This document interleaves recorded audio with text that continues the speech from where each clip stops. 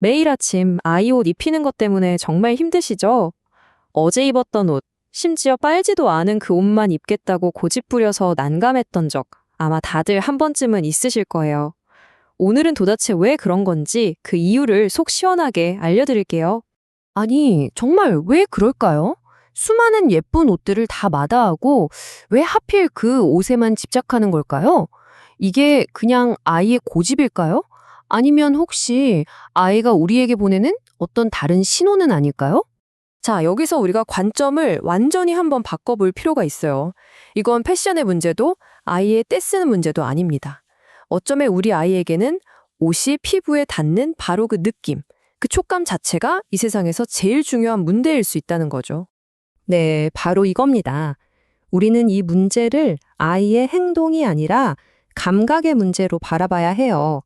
지금부터 그 이유를 하나씩 자세히 파헤쳐 보겠습니다. 그러니까 아이가 말로는 다 설명하지 못하는 어떤 진짜 불편함, 어쩌면 물리적인 고통 같은 걸 이런 식으로 표현하고 있는 건지도 몰라요. 아이의 고집이 사실은 우리에게 보내는 살려주세요 하는 구조 요청일 수 있다는 거죠. 이런 옷 문제의 배경에는 감각 조절 장애라는 조금은 생소한 신경학적 상태가 있을 수 있습니다. 쉽게 말해서요, 뇌 안에 있는 감각 볼륨 조절기가 너무 예민하게 설정되어 있거나 좀 고장났다고 생각하시면 돼요. 온갖 감각 정보를 제대로 처리하고 조절하는 데 어려움을 겪는 거죠. 이 장애는 크게 세 가지 유형으로 나뉘는데요. 화면을 보시면 첫 번째는 감각을 너무 강하게 느껴서 피하려는 과민 반응이 있고요. 두 번째는 반대로 감각을 잘 못 느끼는 저반응. 마지막으로는 더 강하고 짜릿한 자극을 계속 찾아다니는 감각 추구가 있어요. 그리고 우리가 겪는 옷과의 전쟁은 대부분 바로 이 첫 번째, 감각 과민 반응과 아주 깊은 관련이 있습니다. 그럼 이제 옷 문제의 진짜 핵심이라고 할 수 있는 촉각 방어에 대해서 좀 더 깊이 들어가 볼게요. 이 사진을 좀 보세요. 우리한테는 그냥 부드러운 천의 느낌일 뿐인데 어떤 아이들한테는 이게 마치 까끌까끌한 수세미로 피부를 문지르는 것처럼 고통스럽게 느껴질 수 있다는 거예요. 정말 놀랍지 않나요? 촉각 방어가 바로 이런 상태를 뜻하는 말이에요. 뇌가 특정 촉각을 그냥 느낌이 아니라 위험 신호로 잘못 해석해버리는 거죠. 그래서 옷의 작은 상표나 살짝 까끌거리는 솔기 같은 게 우리 아이에게는 진짜 위협처럼 느껴질 수 있다는 겁니다. 아이의 행동에서 이런 신호들을 한번 찾아보세요. 특정 재질의 옷은 절대 안 입으려고 한다거나 머리 감는 걸 유독 싫어하고 손에 머무는 건 질색하는 행동들. 이런 것들이 다 촉각 방어의 신호일 수 있거든요. 혹시 우리 아이 얘기 같다 하는 부분이 있으세요? 아니, 그렇다면 대체 왜 어떤 아이들은 이렇게까지 감각에 예민하게 반응하는 걸까요? 그 근본적인 원인이 궁금하시죠? 한번 살펴보겠습니다. 네, 핵심은 바로 아이의 뇌에 있습니다. 아이가 유별나거나 까다로워서가 아니라 그냥 뇌가 정보를 처리하는 방식이 우리와 조금 다를 뿐인 거예요.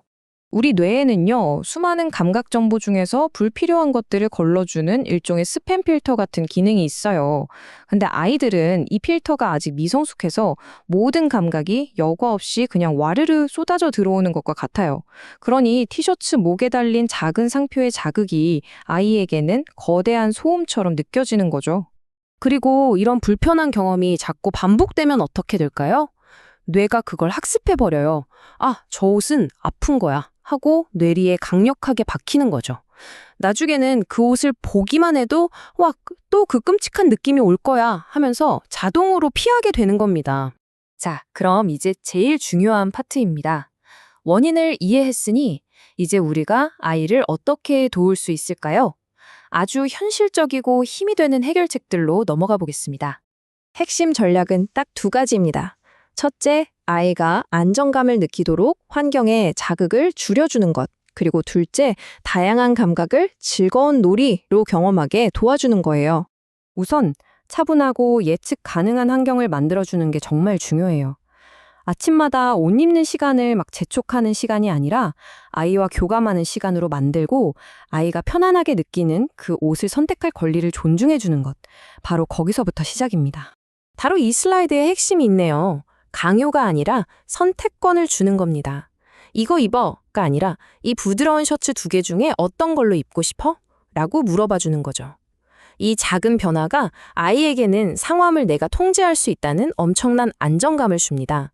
바로 이 통제감이 불안을 확 줄여주는 열쇠거든요. 그리고 2번째 전략은 바로 놀이를 활용하는 건데요. 모래나 점토 같은 감각놀이는 아이가 즐겁고 안전한 환경에서 다양한 촉각을 경험하게 해줘요. 이게 뇌가 새로운 질감에 좀 익숙해지고 덜 예민하게 반응하도록 돕는 아주 훌륭한 감각 훈련이 될 수 있습니다. 그네타게 같은 활동도 정말 큰 도움이 돼요. 규칙적이고 부드러운 움직임이 마치 아이를 포근하게 안아주는 것처럼 과도하게 흥분된 신경계를 차분하게 만들어주거든요. 아이가 자기 몸 안에서 더 편안하고 안전하다고 느끼게 되면 이런 감각적인 예민함도 자연스럽게 줄어들 수밖에 없겠죠. 자, 이제 슬슬 마무리를 해볼까 합니다. 오늘 우리가 함께 살펴본 이야기들을 통해 아침마다 벌어지던 그 지긋지긋한 갈등을 이제는 좀 새로운 눈으로 바라볼 수 있게 되셨기를 바랍니다. 아이의 그 행동이 단순한 고집이 아니라 도와주세요라고 외치는 감각적인 신호라는 걸 이해해야 하는 바로 그 순간. 매일 아침의 전쟁은 아이를 더 깊이 이해하고 지지해주는 소중한 연결의 순간으로 바뀔 수 있습니다. 마지막으로 이 말을 꼭 기억해 주세요. 이건 옷 입히기 싸움에서 이기는 문제가 절대 아닙니다. 우리 아이가 이 세상을 어떻게 느끼고 있는지, 그 아이만의 독특하고 예민한 감각의 세계를 진심으로 이해해 주는 것입니다. 진정한 변화는 바로 그 따뜻한 이해에서부터 시작됩니다.